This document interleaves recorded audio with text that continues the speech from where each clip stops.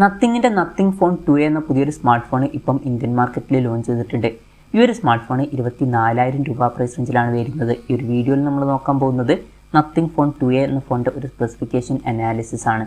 നമ്മൾ ആദ്യം എടുത്തു വരേണ്ട ഫീച്ചേഴ്സിനെ പറ്റി പറയുകയാണെന്നുണ്ടെങ്കിൽ ഈ ഒരു ഫോണിൽ അങ്ങനെ ഭയങ്കരം എടുത്തു വരേണ്ട ഫീച്ചേഴ്സുകളായിട്ട് തോന്നിയിട്ടില്ല. പല ഫീച്ചേഴ്സും നല്ല ഫീച്ചേഴ്സ് തന്നെയാണ്, എന്നാലും എടുത്തു വരേണ്ട ഫീച്ചേഴ്സിൽ ഒന്നും നമ്മൾ ഉൾപ്പെടുത്തുന്നില്ല. ഇനി ഈ ഒരു പ്രൈസ് റേഞ്ചിൽ വലിയ തരക്കേടില്ല എന്ന് തോന്നിയിട്ടുള്ള ഫീച്ചേഴ്സിനെ പറ്റി പറയുകയാണെന്നുണ്ടെങ്കിൽ ബാക്കി മിക്ക ഫീച്ചേഴ്സും നമുക്ക് ഈ ഒരു സെക്ഷനിൽ തന്നെ ഉൾപ്പെടുത്താവുന്നതാണ്. ഇപ്പോൾ ഡിസ്പ്ലേയുടെ കാര്യത്തിൽ 6.7 ഇഞ്ചിൻ്റെ ഫുൾ HD+ ഡിസ്പ്ലേ വരുന്നുണ്ട്. അമോലെഡ് ഡിസ്പ്ലേ ഒക്കെ കൊടുത്തിട്ടുണ്ട്. പഞ്ചോൾ ഡിസൈൻ വരുന്നുണ്ട്. പഞ്ചോൾ വരുന്നത് ടോപ്പ് സെൻറ്റർ ഭാഗത്തായിട്ടാണ്. ഡിസ്പ്ലേയിൽ 120 Hz റിഫ്രഷ് റേറ്റ് സപ്പോർട്ട് ചെയ്യുന്നുണ്ട്. 240 Hz ടച്ച് സാമ്പിളിംഗ് റേറ്റും വരുന്നുണ്ട്. 10-bit ഡിസ്പ്ലേ പോലുള്ള ഫീച്ചേഴ്സൊക്കെ സപ്പോർട്ട് ചെയ്യുന്നുണ്ട്. ഗൊറില്ല ഗ്ലാസ് 5ൻ്റെ പ്രൊട്ടക്ഷൻ കൊടുത്തിട്ടുണ്ട്. 2160 Hz PWM ഡിമ്മിംഗ് എന്നുള്ള ഫീച്ചർ വരുന്നുണ്ട്. നല്ലൊരു കാര്യം തന്നെയാണ്. ഫോണിൻ്റെ പീക്ക് ബ്രൈറ്റ്നസ് വരുന്നത് 1300 nits ആണ്. അപ്പോൾ ഡിസ്പ്ലേ ഫീച്ചേഴ്സ് മൊത്തത്തിൽ നോക്കുകയാണെന്നുണ്ടെങ്കിൽ നല്ല ഡിസ്പ്ലേ ഫീച്ചേഴ്സ് തന്നെയാണ്. ഈ ഒരു പ്രൈസ് റേഞ്ചിന് പറ്റിയിട്ടുള്ള ഡിസ്പ്ലേ ഫീച്ചേഴ്സൊക്കെ ഇതിൽ വരുന്നുണ്ട് എന്ന് തന്നെ പറയാവുന്നതാണ്. In display finger print sensor ഇതിൽ കൊടുത്തിട്ടുണ്ട്. 190 ഗ്രാമാണ് ഫോണിൻ്റെ വെയിറ്റ് വരുന്നത്. തിക്നെസ് വരുന്നത് 8.55 mm ആണ്. IP54 റേറ്റിംഗ് ഇതിൽ സപ്പോർട്ട് ചെയ്യുന്നുണ്ട്. പിന്നെ പൊതുവേ നത്തിങ് ഫോണുകളിൽ കാണുന്ന ഗ്ലിഫ് ഇൻ്റർഫേസ് എന്നുള്ള ഫീച്ചർ ഇതിലും വരുന്നുണ്ട്. അത് നമ്മൾ എടുത്തു പറയേണ്ട ഫീച്ചേഴ്സിൽ ഉൾപ്പെടുത്തുന്നില്ല, തരക്കേടില്ലാത്ത ഫീച്ചേഴ്സിലാണ് ഉൾപ്പെടുത്തുന്നത്. പിന്നെ ഇതിൽ 3 സ്ട്രിപ്സ് ആണ് കൊടുത്തിരിക്കുന്നത്.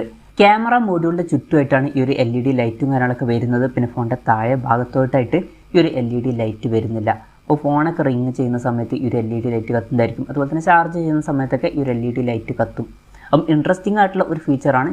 പിന്നെ ഈ ഫോണിൻ്റെ വൈറ്റ് കളർ വേരിയൻറ്റും അതുപോലെ തന്നെ ഒരു ബ്ലാക്ക് കളർ വേരിയൻറ്റും ഇപ്പം ലോഞ്ച് ചെയ്തിട്ടുണ്ട്.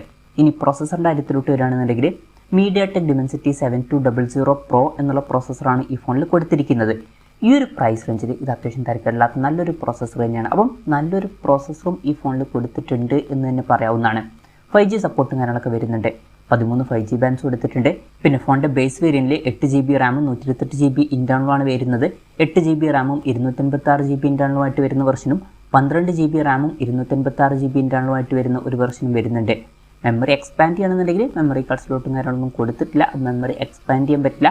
വെർച്വൽ റാം എന്നുള്ള ഫീച്ചർ കൊടുത്തിട്ടുണ്ട്. അതായത് എക്സ്ട്രാ റാം വേണ്ട സമയത്ത് ഇൻറ്റേർണൽ മെമ്മറിയിൽ നിന്ന് കുറച്ച് മെമ്മറി എടുത്തിട്ട് അത് റാമായിട്ട് യൂസ് ചെയ്യുന്നതായിരിക്കും. അങ്ങനെ 8GB റാം വരെ എക്സ്ട്രാ ലഭിക്കുന്നതായിരിക്കും. NFC എന്നുള്ള ഫീച്ചർ ഇതിൽ സപ്പോർട്ട് ചെയ്യുന്നുണ്ട്. പിന്നെ ഫോൺ പെട്ടെന്ന് നീറ്റാതിരിക്കാൻ വേണ്ടിയിട്ട് വേപ്പർ ചേമ്പർ കൂളിംഗ് പോലുള്ള ഫീച്ചേഴ്സൊക്കെ ഇതിൽ വരുന്നുണ്ട്. സ്റ്റീരിയോ സ്പീക്കേഴ്സ് ഇതിൽ കൊടുത്തിട്ടുണ്ട്. 3.5 mm ഓഡിയോ ജാക്ക് ഈ ഫോണിൽ വരുന്നില്ല. പിന്നെ Android 14 ബേസ് ആയിട്ടുള്ള നത്തിങ് OS സോഫ്റ്റ്വെയർ ഇതിൽ വരുന്നുണ്ട്. 3 കൊല്ലത്തെ OS അപ്ഡേറ്റും അതുപോലെ തന്നെ 4 കൊല്ലത്തെ സെക്യൂരിറ്റി അപ്ഡേറ്റ്സും കാര്യങ്ങളൊക്കെ ഇതിൽ ലഭിക്കുന്നതായിരിക്കും. ക്യാമറയുടെ കാര്യം പറയുകയാണെന്നുണ്ടെങ്കിൽ ഫോണിൻ്റെ പിന്നിൽ ഡ്യുവൽ ക്യാമറ സെറ്റപ്പാണ് കൊടുത്തിരിക്കുന്നത്. 50 മെഗാപിക്സലിൻ്റെ f1.88 അപ്പേഴ്സിൽ വരുന്ന മെയിൻ ക്യാമറ സെൻസർ ഇതിൽ കൊടുത്തിട്ടുണ്ട്. ഇത് സാംസങ് GN9 സെൻസറാണ്. വോയിസിൻ്റെ സപ്പോർട്ടും കാര്യങ്ങളൊക്കെ വരുന്നുണ്ട്. പിന്നെ 50 മെഗാപിക്സലിൻ്റെ f2.2 അപ്പേഴ്സിൽ വരുന്ന അൾട്രാ വൈഡ് ആംഗിൾ ലെൻസും ഇതിൽ കൊടുത്തിട്ടുണ്ട്. ഇത് സാംസങ് JN1 സെൻസറാണ്. 114 ഡിഗ്രിയാണ് ഫീൽഡ് ഓഫ് വ്യൂ വരുന്നത്. പിന്നെ ഫ്രണ്ടിൽ 16 മെഗാപിക്സലിൻ്റെ f2.2 അപ്പേഴ്സിൽ വരുന്ന സെൽഫി ക്യാമറ വരുന്നുണ്ട്. ഇത് സോണി IMX615ൻ്റെ സെൻസറാണ്.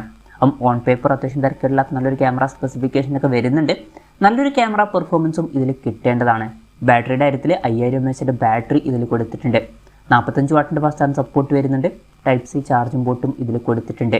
പിന്നെ ഫോണിൻ്റെ ബോക്സിൽ ചാർജർ വരുന്നില്ല. അത് നമ്മൾ സെപ്പറേറ്റ് മേടിക്കേണ്ടി വരും. ഈ ഒരു പ്രൈസ് റേഞ്ചിൽ വരുന്ന ഫോൺ ആയതുകൊണ്ടാണ് അത് നമ്മൾ നിരാശപ്പെടുത്തി എന്നുള്ള ഫീച്ചേഴ്സിൽ ഉൾപ്പെടുത്താത്തത്. എന്തായാലും ചാർജർ ഉണ്ടായിരുന്നെങ്കിൽ കുറച്ചും കൂടി നന്നായേനെ. അപ്പം ഇതൊക്കെയാണ് തരക്കേടില്ലാത്ത ഫീച്ചേഴ്സ് എന്ന ലിസ്റ്റിൽ പറയാനുള്ള കാര്യങ്ങൾ. ഇനി ഈ ഒരു പ്രൈസ് റേഞ്ചിൽ കുറച്ചൊക്കെ നിരാശപ്പെടുത്തി എന്ന് തോന്നിയിട്ടുള്ള ഫീച്ചേഴ്സിനെ പറ്റി പറയുകയാണെന്നുണ്ടെങ്കിൽ ഒരു കാര്യം, ഇതിൽ LPDDR4Xൻ്റെ റാമും UFS 2.2 സ്റ്റോറേജ് ടൈപ്പുമാണ് വരുന്നത്. അപ്പം ഈ ഒരു പ്രൈസ് റേഞ്ചിലൊക്കെ വരുന്ന ഒരു ഫോണിൽ നമ്മൾ LPDDR5ൻ്റെ റാമും UFS 3.1 സ്റ്റോറേജ് ടൈപ്പൊക്കെയാണ് എക്സ്പെക്ട് ചെയ്യുന്നത്. പക്ഷേ ഇതിൽ LPDDR4Xൻ്റെ റാമും UFS 2.2 സ്റ്റോറേജ് ടൈപ്പേ കൊടുത്തിട്ടുള്ളൂ. അപ്പം അത് കുറച്ച് ഡിസപ്പോയിൻറ്റിംഗ് ആയി എന്നാണ് എനിക്ക് തോന്നിയിട്ടുള്ളത്. അപ്പോൾ ഇതൊക്കെയാണ് നിരാശപ്പെടുത്തി എന്ന് തോന്നിയിട്ടുള്ള ഫീച്ചേഴ്സിൽ പറയാനുള്ള കാര്യങ്ങൾ. അപ്പം ഇതൊക്കെയാണ് മൊത്തത്തിൽ ഫീച്ചേഴ്സ്. ഇനി വിലയുടെ കാര്യം പറയുകയാണെന്നുണ്ടെങ്കിൽ 8GB റാം 128GB ഇൻറ്റേർണൽ വെർഷൻ്റെ വില വരുന്നത് 23,999 രൂപയാണ്.